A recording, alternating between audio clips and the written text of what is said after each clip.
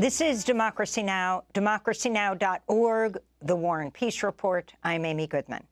Republican presidential candidate Donald Trump hit the campaign trail in the battleground state of Michigan Saturday to address black voters in Detroit. He also attended a conference of the right-wing Get Out the Vote group Turning Point USA. First day in office, we're going to close up the border. First day in office, we're going to drill, baby, drill. This comes after Trump returned to the U.S. Capitol Thursday for the first time since the January 6, 2021 insurrection. Trump met with Republican lawmakers, including House Speaker Mike Johnson, Senate Majority Leader Mitch McConnell, and Senator Mitt Romney.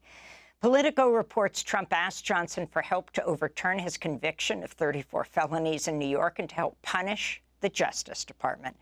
Our next guest has called Republican leaders' meetings with Trump a scandal and a disgrace. Yes, that's Democratic Congressmember Jamie Raskin, who served on the Select Committee to investigate the January 6 attack on the U.S. Capitol and was the lead impeachment manager in the second impeachment trial of former President Trump. He's the author of Unthinkable: Trauma, Truth, and Trials of American Democracy. Congressmember Raskin, welcome back to Democracy Now! It's great to have you with us. Why don't you just talk about the significance of that meeting that might have gone under the radar for some, what it meant for Trump to return to the Capitol, and the lining up of his even previous critics behind him. Well, Amy, thank you for having me. It's a real pleasure to be back with you on your show. For Trump, I imagine he experienced it as a triumphant moment. He was last seen in disgrace and infamy after he incited a violent insurrection against the Union to surround and prop up his inside political coup, where he tried to get Vice President Pence to step outside of his constitutional role and simply declare Trump the victor in a presidential election that Trump lost by more than 7 million votes, 306 to 232 in the Electoral College. But his return to Capitol Hill showed that he has cemented his political stranglehold over the Republican Party. And members of Congress who had criticized him, some of whom even seemed to have made a permanent break with him, like Lindsey Graham, after the insurrection, are now completely back in the fold. And we see the way that Donald Trump operates, much as J.D. Vance once described it back when he was not in the cult, as a form of cultural and political heroin.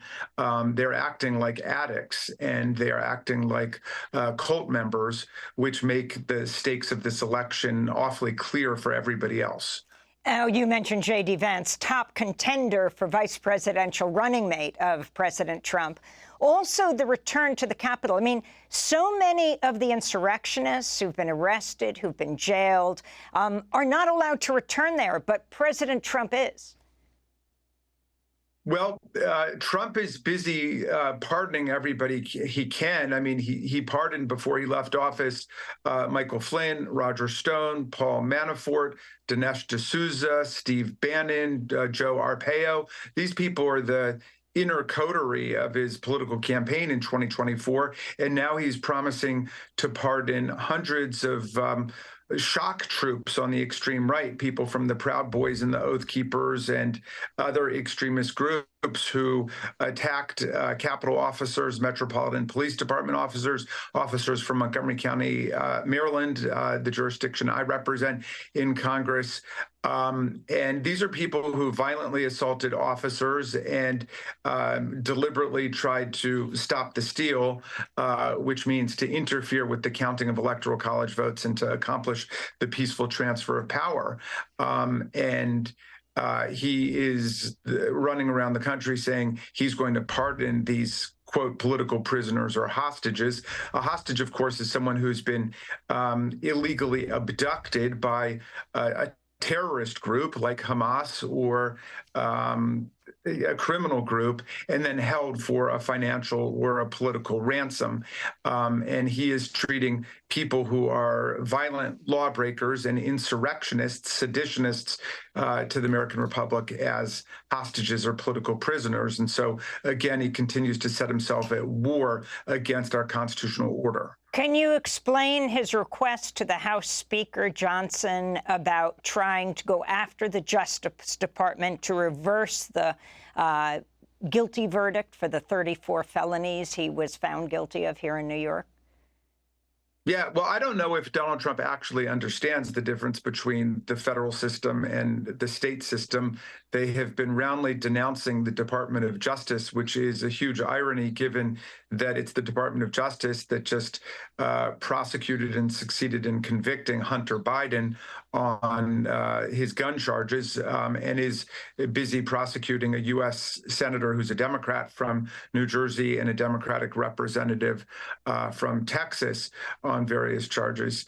But in any event, when Donald Trump's like a dog with a bone, and now he can't stand the fact that he's a loser and has been pronounced guilty 34 different times by a jury of his peers in New York. And so all hands on deck to try to reverse his convictions. And of course, Speaker Johnson, who declares himself to be a fundamentalist Christian and someone devout and who elevates the Bible above all else, has pledged to help Donald Trump absolve himself of these charges of cooking the books financially in order to cover up his $130,000 in hush money payments to his porn star erstwhile mistress. And disturbingly, Johnson said that he knows members of the Supreme Court and he knows how upset they are. And given that we're finally getting some real information about how the right wing of the court operates, I don't doubt him for one moment that he's been in touch with people like Alito and Thomas, and they are trying to figure out a way to reverse Donald Trump's convictions. So while they're attacking the rule of law and they're attacking the jury system, in fact, they're doing everything they can to compromise the judiciary and to destroy the rule of law in our country. So you mentioned Alito and Thomas. In Supreme Court news, of course, Justice Clarence Thomas has finally acknowledged taking more free vacations paid for by the billionaire right-wing mega-donor Harlan Crow. In a filing Friday, Thomas disclosed he accepted 2 trips in 2019, one to Indonesia, another to the Bohemian Grove in California. Last year, ProPublica revealed Thomas had failed to disclose at least 38 luxury trips gifted by Crow and 3 other right-wing billionaires dating back decades. This comes as the wife of Supreme Court Justice Samuel Alito faced criticism over an upside-down flag reportedly flown at the Alito home in 2021. I mean, it was the Alito's home, Justice Samuel Alito, in Virginia and in New Jersey. Both the upside-down flag that was flown at the insurrection in 2021 and also the Appeal to Heaven flag. It was Alito who blamed his wife. But apparently these flags had flown for a long time. What's the significance of this? You're a constitutional lawyer. What do you think should happen? And the fact that the Senate Judiciary Committee has subpoena power, what should they be doing? ProPublica won the Pulitzer Prize for their exposing of what's been going on with these justices. But what about the Senate Judiciary Committee? Well, the first thing we have to observe, Amy, is that the ethics disclosure system, such as it is on the Supreme Court, doesn't work. It is only through this expert outside agitation by ProPublica and other groups that we're finally getting to the truth. But obviously, they don't have a meaningful ethics disclosure reporting system on the Supreme Court. The highest court in the land has the lowest ethical standards. It's the only court in the land where the judges or the justices have literally no mechanism where people can go to complain meaningfully about there being ethics violations. The second thing is that the laws and the rules that apply are essentially non-existent. Now, on Capitol Hill, a member of Congress is limited to $50 in terms of what we can accept from somebody who wants to take us out for lunch or dinner or offer us a gift. Most of the members that I know just don't take anything because they don't even want to go down that road and try to estimate what's worth $30 or 40 or 60 or what have you. Meantime, you've got Clarence Thomas accepting millions of dollars in gifts. In what world does that make any sense? How is that a gift as opposed to a payment or perhaps a bribe? And how is that a definition of friendship? I mean, I've gone on trips with lots of my friends, but we go together. It's not like they pay for me hundreds of thousands of dollars to go somewhere else. So people have got to use some common sense about what's going on here. And that private corruption is an exact correlate to the public corruption that's taking place. They fly the American flag upside down. They fly the flag of the National Rifle Association right side up, and they hoist it way above the American flag. And we just saw that in the bump stock case, which is going to lead to some severely harmful consequences in the cities and towns and streets of America, as Justice Sotomayor warned. I mean, the whole reason that bump stocks and semi-automatic weapons, when put together, are treated or were treated like machine guns until the right wing of the court got involved, is because of what we saw happen in Las Vegas, the most deadly massacre in American history, with 58 people murdered and more than 500 wounded and more than 1,000 rounds that were shot in 11 minutes. I mean, that's pretty extraordinary. And yet Justice Thomas, with all of his little pictorial illustrations borrowed from right-wing sources, sets out to prove that, no, a machine gun, you just press the trigger once, but in the bump stock arrangement, you have to maintain some pressure on it. And that's why they overturned that regulation. I want to ask you about another issue. This just broke this morning. The governor of Maryland planning today to pardon 175,000 marijuana convictions, wipe the records clean. The sweeping move by Governor Moore is expected to help about 100,000 people who are arrested on low-level drug charges. He said he's ecstatic that we have a real opportunity with what he said, I'm signing to right a lot of historical wrongs, timing it with this week's Juneteenth federal holiday, June 19th, to mark the end of slavery in the United States. We're speaking to you, Congressmember Raskin, at your home in Tacoma Park, Maryland. You represent Maryland. Do you support what Governor Moore is doing? Very much so. I'm extremely proud of our great governor, Wes Moore, for what he's doing and timing it with Juneteenth. It will undoubtedly be an emancipation in the lives of people who have to deal with all of the legal and social disabilities imposed by marijuana prohibition. And that's what this is all about. I mean, we've got an anti-prohibition principle in our Constitution. Prohibition did not work. That doesn't mean that alcohol and liquor use is great for everybody. But the way to get over an alcohol addiction is through the 12-step programs and challenging yourself to get over it, not throwing people in jail and building up organized crime and the mafia in America, which is what prohibition did. And it's the same thing with marijuana prohibition. Obviously, it didn't work. Millions of people, including lots of politicians and presidents, have admitted to using marijuana. And so why would we use marijuana as an opportunity to paste a lifelong disability on people's ability to go to college, to get jobs, and so on. And so I'm proud of what Governor Moore is doing, at the same time that we take seriously the public health consequences of any kind of addiction. It's a serious thing. If you can comment today, switching gears to Gaza.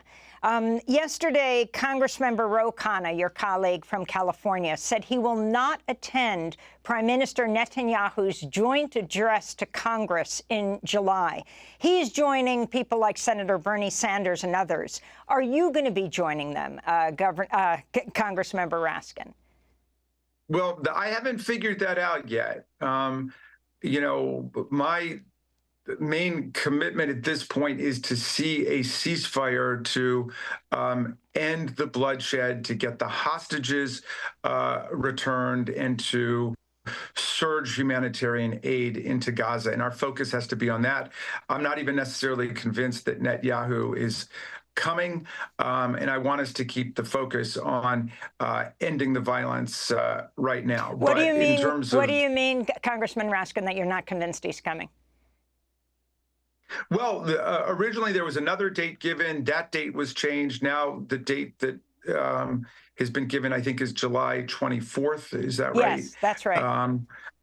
Yeah, but I mean, there is a war going on, and I hope there's a meaningful ceasefire process that's taking place, and I think we should keep our focus on that. And and then obviously I'll have to confront the whole question of whether I can assist some tiny forward momentum in terms of making peace and bringing an end to the bloodshed by going or by not going. I don't know the answer to that, but that's the kind of calculus I would have to make. Congressmember Raskin, are you for a permanent ceasefire? Well, I'm for a permanent cessation of all military hostilities. We've got to end these brutal cycles of violence and warfare, and that means we've got to address the underlying political problems, and we need to get onto the path to a real two-state solution, which has been American policy and also the international consensus for decades. Congressman Raskin, also Bernie Sanders, the independent senator, has called for a cutoff of military aid to Israel. Are you in support of that?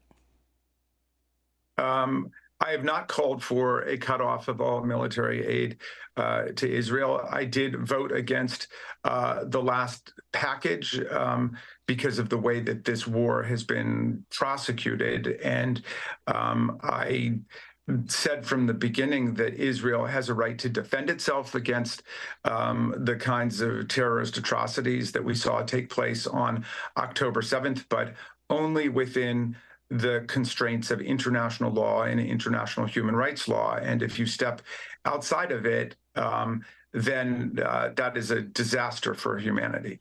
Finally, President Biden's, neck and neck with President Trump in running for president.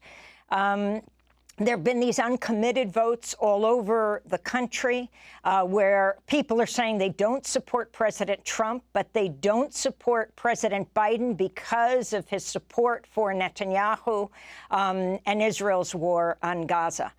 I'm wondering your thoughts as young people overwhelmingly have fled the Democrats when it comes to voting for Biden right now. African Americans, 1,000 religious leaders, black leaders wrote to President Biden and said they've never seen anything like this since the civil rights movement. Whole congregations criticizing President Biden for how he has supported Netanyahu in this war on Gaza. Your thoughts?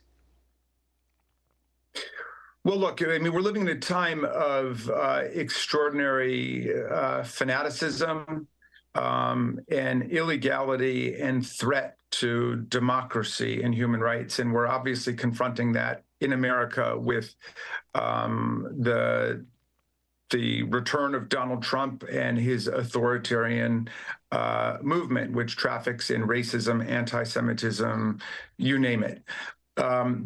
And I believe that the Democratic Party must be on the side of the Constitution and the rule of law. And that includes international law and international human rights law, the laws of war.